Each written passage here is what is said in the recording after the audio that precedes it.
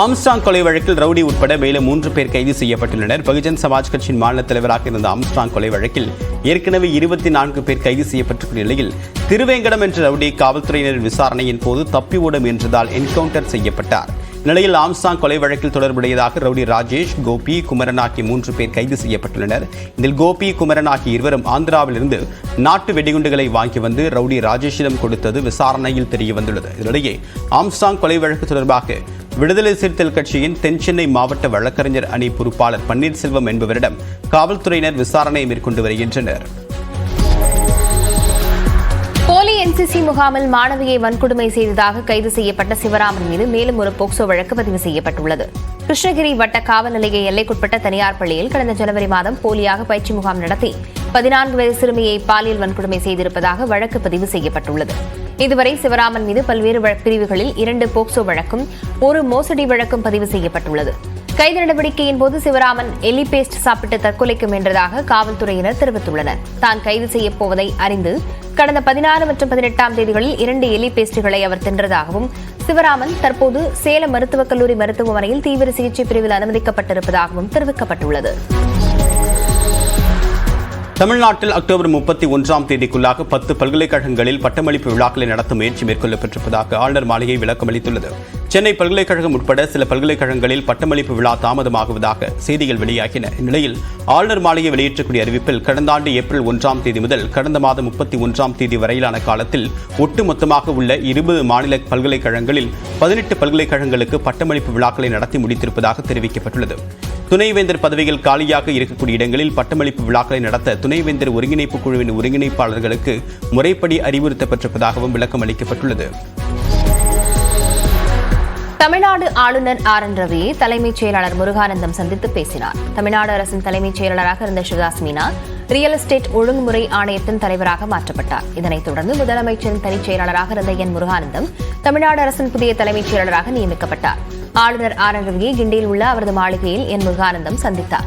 மரியாதை நிமித்தமாக நடைபெற்ற இந்த சந்திப்பில் பூங்கொத்து கொடுத்தும் புத்தகம் கொடுத்தும் ஆளுநரிடம் முருகானந்தம் வாழ்த்து பெற்றுக் கொண்டார். முன்னாள் முதலமைச்சர் கருணாநிதி எழுதிய நூல்களை நாட்டுடைமையாக்கி முதலமைச்சர் மு க ஸ்டாலின் உத்தரவிட்டுள்ளார். முதலமைச்சர் மு க ஸ்டாலின் விடுத்திருக்கூடிய அறிவிப்பில் 75 திரைப்படங்களுக்கு கதை, திரைக்கதை வசனங்களையும் 15 புதினங்களையும் 20 நாடகங்களையும் 15 சிறு கதைகளையும் 210 கவிதைகளையும் கருணாநிதி படைத்திருப்பதாக குறிப்பிட்டுள்ளார். கருணாநிதியின் அனைத்து நூல்களும் நாட்டுடைமையாக்கப்பட்டிருப்பதாகவும் இதன் மூலமாக உலக தமிழர்கள் அனைவரும் கருணாநிதியின் நூல்களை படிக்க வாய்ப்பு அமையும் என்று மு க ஸ்டாலின் குறிப்பிட்டுள்ளார். கடலூரில் சமையல் கூடத்தில் இயங்கி வந்த அங்கன்வாடி மையம் நியூஸ் 18 செய்தி எதிரொலியால் வேறு இடத்திற்கு இடமாற்றம் செய்யப்பட்டது. பெரிய கங்கடாங்குப்பம் பகுதியில் இயங்கி வந்த அங்கன்வாடி மைய கட்டடம் ஓராண்டுக்கு முன்னதாக இடிக்கப்பட்டது. இதனால் அங்கன்வாடி மையம் அருகில் உள்ள சமையல் கூடத்தில் மாணவர்களுக்கு பாடம் நடத்தப்பட்டு வந்தது. இது தொடர்பான செய்தி நியூஸ் 18 ஒளிபரப்பான நிலையில் கடலூர் மாவட்ட ஆட்சியர் சிபி ஆதித்ய செந்தில்குமார் ஆய்வு மேற்கொண்டு நடவடிக்கை எடுக்க உத்தரவிட்டார். அதன் அடிப்படையில் அதே பகுதியில் உள்ள குழந்தைகள் வளர்ச்சி திட்ட அலுவலகத்தின் ஒரு அறையில் தற்போது அங்கன்வாடி மையம் செயல்பட்டு வருகிறது.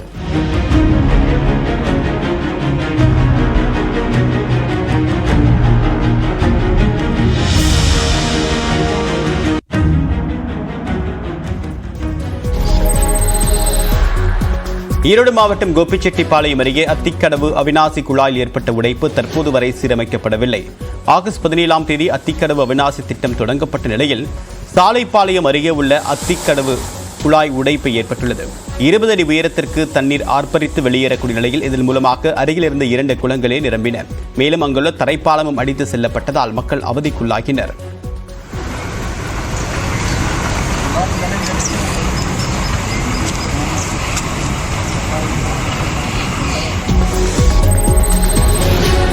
கோவையில் நடைபெற்ற ஆடை அணிவகுப்பு போட்டியில் பாஜக சட்டமன்ற உறுப்பினர் வானதி ஸ்ரீனிவாசன், நடிகை நமிதா ஆகியோர் கைத்தறி ஆடைகளை அணிந்து ஒய்யாரமாக நடந்து வந்து பார்வையாளர்களை கவர்ந்தனர். சூலூரில் உள்ள தனியார் கலை அறிவியல் கல்லூரியில் தேசிய கைத்தறி தினத்தையொட்டி கல்லூரி மாணவ மாணவிகளுக்கான கைத்தறி ஆடை அணிவகுப்பு போட்டி நடைபெற்றது. இதில் வானதி ஸ்ரீனிவாசன், நமிதா ஆகியோர் கைகளை கோர்த்தபடி மேடையில் நடந்து போட்டியாளர்களை உற்சாகப்படுத்தினர்.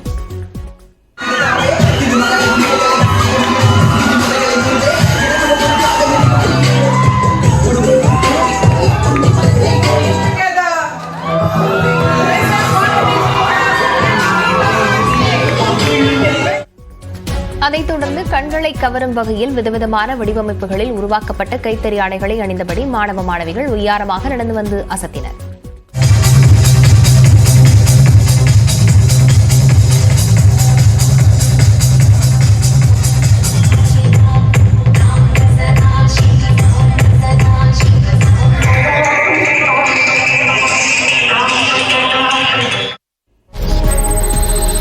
நீலகிரி மாவட்டம் பந்தலூர் சோலாடி அருகே கடந்த ஒரு மாதத்திற்கு மேலாக உலா வந்த சிறுத்தை கூண்டில் சிக்கியது.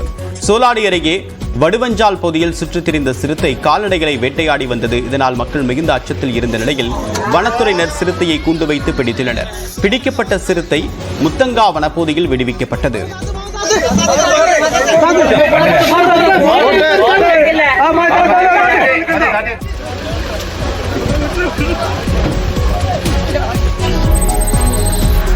வேலூர் மாவட்டம் காட்பாடியில் கைவிலங்குடன் தப்பியோடிய கைதியை காவல்துறையினர் தேடி வருகின்றனர். கஞ்சா வழக்கு விசாரணைக்காக காட்பாடியைச் சேர்ந்த காமேஷ் என்பவரை காட்பாடி காவல் நிலையத்திற்கு உதவி ஆய்வாளர் மணிகண்டன் அழைத்து வந்தார். காமேஷ் கைவிலங்குடன் தப்பிச் சென்றார். சிசிடிவி ஆதாரங்களின் அடிப்படையில் அவரை காவல்துறையினர் தேடி வருகின்றனர். மாநிலத்திலேயே சிறந்த மற்றும் முதன்மை காவல் நிலையம் என்று கடந்த மாதம் சான்றிதழ் பெற்ற காவல் நிலையத்திலிருந்து கைதி தப்பியோடியது பரபரப்பை ஏற்படுத்தியுள்ளது. பாஜக இல்லை என்றால் அதிமுக எதிர்க்கட்சியாக கூட இருந்திருக்க முடியாது என்று மத்திய இணையமைச்சர் எல்முருகன் விமர்சித்துள்ளார். கன்னியாகுமரி மாவட்டம் நாகர்கோவிலில் செய்தியாக சென்றவர் பாஜகவின் வாக்குகளால் அதிமுக ஏற்றம் கண்டதாகவும் தெரிவித்தார். நாங்கள் தான் அவர்களுக்கு அரசியல், அதாவது எதிர்க்கட்சி அந்தஸ்தை கொடுத்திருக்கோம். அதே எங்க மாநில தலைவர் ரொம்ப தெளிவாக சொல்லியிருக்காருல்ல.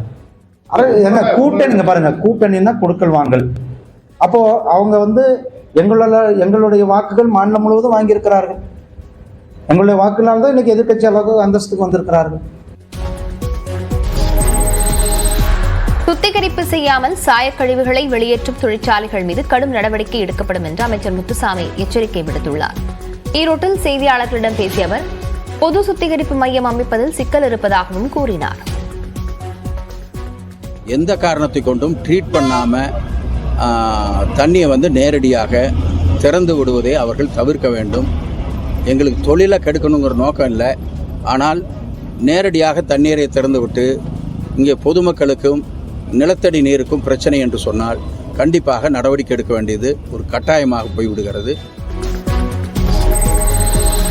உள்ளாட்சி மற்றும் பிற துறைகளில் இடஒதுக்கீட்டை பின்பற்றாமல் 32,709 பேர் பணி நியமனம் செய்யப்பட்டிருப்பதாக பாமக நிறுவனர் ராமதாஸ் குற்றம் சாட்டியுள்ளார். விழுப்புரம் மாவட்டம் தைலாபுரத்தில் செய்தியாளர் பேசியவர் இடஒதுக்கீட்டை பின்பற்றாத நியமனங்களை ரத்து செய்ய வேண்டும் என்றார். இடஒதுக்கீடு பின்பற்றாமல் பணி நியமனம் செய்தது குறித்து தமிழ்நாடு அரசு வெள்ளை அறிக்கை வெளியிட வேண்டும் என்றும் வலியுறுத்தியுள்ளார். மேலும் சாதிவாரி கணக்கெடுப்பு எடுக்க மாநில அரசு நடவடிக்கை எடுக்க வேண்டும் என்றும் ராமதாஸ் கேட்டுக் கொண்டார்.